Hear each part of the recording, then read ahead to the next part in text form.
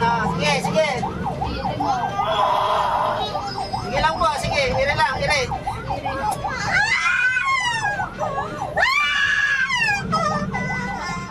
Dakong alas 11:30 ng umaga nitong Sabado, November 18, nang makatanggap ng tawag ang Occidental Mindoro Police Provincial Office Medical and Dental Team, humihingi ng tulong ang residente na maihatid sa ospital ang isang ginang para manganak.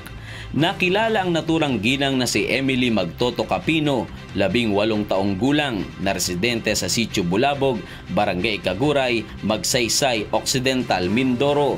Bagamat kagagaling lamang sa isang community outreach program ang PNP Medical and Dental Team, agad itong nagtungo sa pier ng Barangay Kaminawit sa bayan ng San Jose upang salubungin ang pasyente na lulan ng isang bangka mula sa kabilang bayan.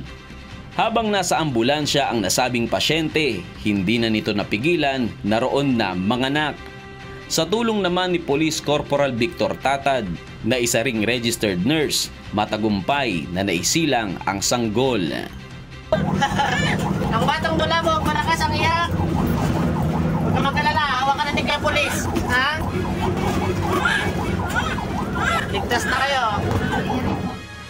Diyos ang aming sandigan, serbisyo publiko ang aming pinahahalagahan. Mula rito sa Mindoro, Von San Pedro, humahataw!